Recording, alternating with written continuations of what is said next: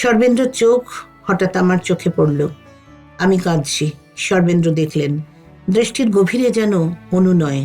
আমি চোখ মুছলাম, বললাম, এত ভালো বাংলা বলেন আপনি, একদম আমাদের মতো। সর্বেন্দ্র একগাল হেসে বললেন, আমার তো জন্মই এখানে, এই বাংলায়, আর আমি বাঙালিদের ভীষণ ভালোবাসি।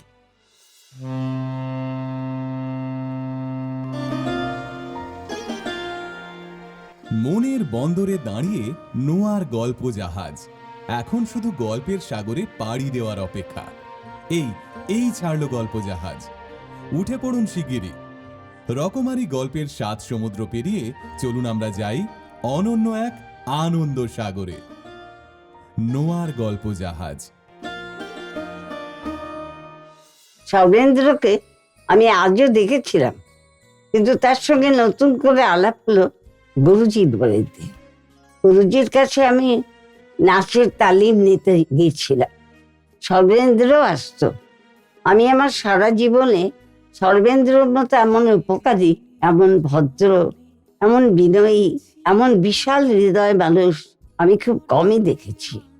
আমার দেখা শ্রেষ্ঠ মানুষ সর্বেন্দ্র। এই প্রথম কিংবদন্তি অভিনেত্রী সাবিত্রী চট্টোপাধ্যায়ের আত্মকথন সত্যি সাবিত্রী, নির্মাণ লীনা গঙ্গোপাধ্যায়। এবার বলবো আমার জীবনের অবিস্মরণীয় মানুষ, আমার প্রিয় বন্ধু সর্বেন্দ্রর কথা। সর্বেন্দ্র এবং ওর পরিবারের লোকজনদের সঙ্গে আমার এবং আমার বাড়ির লোকের অনেক আগেই দেখা হয়েছিল। যখন আমরা ভবানীপুরে সেই রুমালের মতো একটা ছোট ঘরে ভাড়া থাকতাম, তখনই আমাদের পাশের বাড়িতে একজন ডাক্তারবাবু থাকতেন। ওই ডাক্তারবাবু ছিলেন সর্বেন্দ্রর পরিচিত বন্ধু, তাই ওরা ও বাড়িতে মাঝে মাঝেই আসতেন। আমরা দেখতাম প্রায় এক গাড়ি আত্মীয় স্বজন নিয়ে সর্বেন্দ্রর বাবা ও বাড়িতে আসছেন। তাদের সঙ্গে কখনো কখনো সর্বেন্দ্রও থাকতেন, আবার অনেক সময় তিনি একাও আসতেন। অত্যন্ত ভদ্র এবং সুদর্শন মানুষটাকে দেখলে চোখ ফিরিয়ে থাকার উপায় থাকতো না, কিন্তু এই পর্যন্তই। তখন আমারও এমন স্ট্রাগল পিরিয়ড চলছিল যে সেই বয়সেও সুন্দর সুদর্শন ছেলেদের দেখলে মুগ্ধ হয়ে তাকিয়ে থাকার সময় বা আগ্রহ কোনোটাই আমার ছিল না। তবে ওই ডাক্তারবাবুকে আমাদের খুবই কাজে লাগতো। অসুখে বিসুখে নানাভাবে উনি আমাদের সাহায্য করতেন। পাশের বাড়িতে থাকেন মানেই তো প্রতিবেশী। প্রতিবেশী হয়ে কি আর পাশের বাড়ির লোকের কাছ থেকে পয়সা নিতে পারেন? উনি যদি পয়সা নিতেন তখন, তাহলে বোধহয় আমাদের বিনা চিকিৎসায় মরতে হতো। পেটের ভাত জুটতো না, ডাক্তারকে পয়সা দিতাম কি করে? নিউ আলিপুরের বাড়িতে আমার একটা গানের ঘর ছিল। অনেকেই জানেন না হয়তো, আমি নিয়মিত গুরুজির কাছে তালিম নিয়ে রাগ প্রধান গান শিখেছিলাম। এ জীবনে আমি কোনোদিন কোনো ক্ষেত্রে হার মেনে নিতে পারিনি। যখন অভিনয়ের শীর্ষে রয়েছি, নাচটা রীতিমতো রপ্ত হয়ে আছে, তখন মনে হলো গান শিখলে কেমন হয়। নানা ছবিতে গানে লেপ দিতে হয় তখন নিজে গান জানলে অনেক বেশি সুবিধে। তাই একজন প্রকৃত গুরুর সন্ধান করলাম। কপাল জোরে মিলেও গেল। এর আগে যে আমি গান জানতাম না কিংবা গান গাইতাম না এমন তো নয়। ঘরোয়া আসরে রীতিমতো গান গাইতাম। এমনকি কোনো গেট টুগেদারে যখন গল্প কথা হচ্ছে, আড্ডার মেজাজে রয়েছে সবাই, কেউ না কেউ গান গেয়ে উঠছে, তখনও কতবার গান গেয়েছি, লোকের প্রশংসাও পেয়েছি। এমন কথাও শুনতাম আমি সিরিয়াসলি গান গাইলে গায়িকাও হতে পারতাম। গানকে পেশা করলে নাকি আমার অভিনয়ের মতোই নাম হতো। আমাকে যিনি গান শেখাতেন তিনি হেমন্ত মুখোপাধ্যায়ের সঙ্গীত গুরু ছিলেন। যখন ভালো করে গান গাইব ঠিক করলাম, তখন হেমন্তদাকেই ধরে পড়েছিলাম।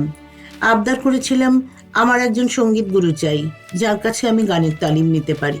হেমন্তদাই ওই মানুষটাকে ঠিক করে দিয়েছিলেন। মানুষটা ছিলেন সাধক প্রকৃতির।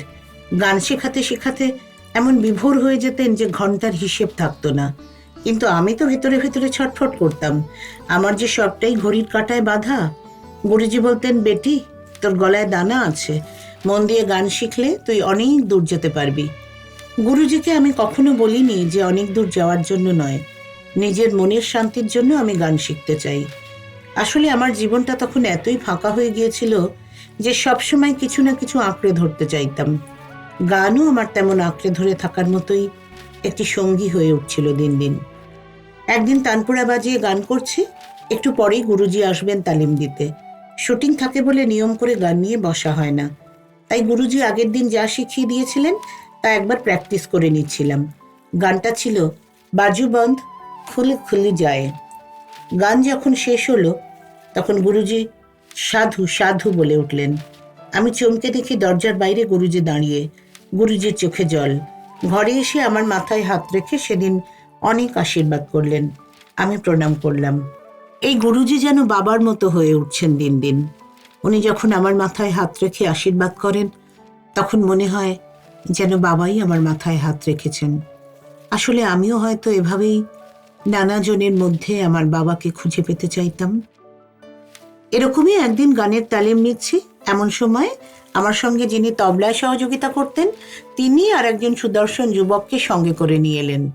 মানুষটাকে দেখেই আমার মনে হলো একে যেন কোথায় দেখেছি, কিন্তু সে কথা ওকে বলতে উনি বললেন ভবানীপুরে দেখেছেন। আমি তখনও হাতড়ে চলেছি, ভবানীপুরে ওকে কোথায় দেখেছি। মাঝখানে অনেকগুলো বছর চলে গিয়েছে। সর্বেন্দ্রকে আমি তো প্রায় ভুলেই গিয়েছিলাম। অবশ্য ওর নাম যে সর্বেন্দ্র তা আমার আগে জানাই ছিল না। আমার তবলার মাস্টারমশাই পরিচয় করিয়ে দিলেন, বললেন ওদের মোটর ট্রেনিং স্কুল আছে, ব্যবসায়ী পরিবারের ছেলে। ততক্ষণে আমার ওকে মনে পড়ে গিয়েছে। তবলার মাস্টারমশাই বললেন ব্যবসায়ী বাড়ির ছেলে হলেও ব্যবসার থেকেও ওর নেশা অভিনয়ে বেশি। ইতিমধ্যে ছোট ছোট চরিত্রে টুকটাক কাজ করছে। তোমার কথা বলতে বলল ও তোমাকে অনেক বছর ধরে চেনে, কিন্তু কোনোদিন কথা বলা হয়নি, তাই আমি জোর করে ধরে নিয়ে এলাম। গুরুজি বললেন বেটা গান গাইতে পারো? ভদ্র বিনয়ী লাজুক সর্বেন্দ্র মাথা নিচু করে বললেন শেখা হয়নি কখনো, নিজের মনে গাই মাঝে মাঝে। গুরুজি বললেন শোনাও একটা গান। তখন তবলার মাস্টারমশাই বললেন এসব ওর বিনয়, ও যদি গান গাইতো ঠিক করে তাহলে অনেক গানের লোকের ভাত মারা যেত। আমি তো অবাক। বলেন কি মাস্টারমশাই? ওর গান শোনার লোভ সংবরণ করতে পারলাম না। ভেতরে ভেতরে বোধহয় একটু পরীক্ষা নেওয়ারও ইচ্ছে ছিল। আমি গান শুনতে চাই বলতে গান ধরলেন সর্বেন্দ্র। তখনকার একটা বিখ্যাত হিন্দি সিনেমার গান। তিনি গাইতে শুরু করার সঙ্গে সঙ্গে ঘরে পিনপতন, নিস্তব্ধতা। আমি ওর দিকে তাকিয়ে আছি, যেন চোখের পলক ফেলতে ভুলে গিয়েছি। এত ভালো গান উনি, এমন ট্যালেন্ট এভাবে নষ্ট করছেন। এখনো চোখ বুজলে আমার কানে ওর সেদিনের গাওয়া গান ভেসে আসে। ওর গান গাওয়া শেষ হলো, কিন্তু গুরুজি ওকে ভালো মন্দ কিছুই বললেন না। উনি আরো লজ্জা পেয়ে মাথা নিচু করে বসে রইলেন। আমার চোখে জল। এই এক রোগ, ভালো কিছু দেখলে কিংবা শুনলে কেন যে চাই চোখে জল এসে যায় আজও আমার। অনেকক্ষণ পর গুরুজি শুধু একবার বললেন বেটা, ব্যাস, আর কিচ্ছুটি নয়। সুরের তরঙ্গ তখনও ছড়িয়ে আছে গোটা ঘর জুড়ে। সর্বেন্দ্র তাকালেন, বললেন কোনোদিন শিখিনি তো, ওই শুনে শুনে যা গাইলাম, অনেক ভুল ত্রুটি হয়েছে, মার্জনা করে দেবেন। এর উত্তরে গুরুজি ওকে বুকে জড়িয়ে ধরলেন, বললেন ভাগ্যিস তুমি জানো না তুমি কি গেয়েছ। সর্বেন্দ্রর চোখ হঠাৎ আমার চোখে পড়ল। আমি কাঁদছি। সর্বেন্দ্র দেখলেন, দৃষ্টির গভীরে যেন অনুনয়। আমি চোখ মুছলাম, বললাম এত ভালো বাংলা বলেন আপনি, একদম আমাদের মতো। সর্বেন্দ্র একগাল হেসে বললেন আমার তো জন্মই এখানে, এই বাংলায়, আর আমি বাঙালিদের ভীষণ ভালোবাসি। আমি আমার সারা জীবনে সর্বেন্দ্রর মতো এমন উপকারী, এমন ভদ্র, এমন বিনয়ী, এমন বিশাল হৃদয় মানুষ আর একজন কেউ দেখিনি। সর্বেন্দ্র আমার দেখা শ্রেষ্ঠ মানুষ। এমন বন্ধুও কি আর পেয়েছি জীবনে? অথচ শুধু যে নরম মনের মানুষ ছিলেন তা তো নয়, প্রয়োজনে ওর মতো কঠোর কি আর কেউ হতে পারত? কখনো সত্যের সঙ্গে, বিবেকের সঙ্গে, নিজের বোধের সঙ্গে কম্প্রোমাইজ করেননি তিনি। এমন দুর্লভ মানুষ সারা দুনিয়াতেই বড় কম। আমি মনে করি সর্বেন্দ্রকে চিরসখা হিসেবে পাওয়া আমার ঈশ্বরের আশীর্বাদ। ঈশ্বরের ইচ্ছেতেই ওর সঙ্গে আমার দেখা হয়েছিল। ঈশ্বর কাউকেই শূন্য হাতে ফেরান না। তাই আমার মতো নিঃস্ব, রিক্ত, সুখী রাজকন্যের আড়ালে বাস করা এক দুঃখী মেয়েকেও তিনি বিমুখ করেননি। অল্পদিনের জন্য হলেও আমাকে ওর মতো বন্ধু দিয়েছিলেন, আর সেই জন্যই আমি আমার জীবনের অনেক গভীর সমস্যা সহজে সমাধান করতে পেরেছি। দুজনের দুটি পথ কখন যেন এক হয়ে মিশে গেল। দুটি দুঃখী হৃদয়ের গান এক সুরে বেজে উঠল। আমি এখনো ঈশ্বরকে পুজো করি নিয়ম করে, আর পুজো করি সর্বেন্দ্রকে।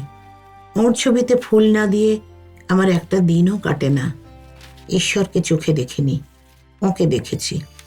আমার কাছে ঈশ্বরের রূপ কল্পনা করতে গেলেই সর্বেন্দ্রর রূপ চোখের সামনে ভেসে ওঠে। এক জীবনে সবার তো আর ঈশ্বর দর্শন হয় না, আমার হয়েছে। অনেক না পাওয়ার মাঝে এ যে আমার পরম পাওয়া, এই বা ভুলে কি করে? এরকম অজানা আরো অনেক কথা আপনাদের বলবো, শুনতে থাকুন প্রতি সোম ও শুক্রবার সত্যি সাবিত্রী নোয়ার গল্প জাহাজে। নানা স্বাদের গল্প শুনতে আজই সাবস্ক্রাইব করুন নোয়া গল্প জাহাজ। প্রেস করুন বেল আইকন।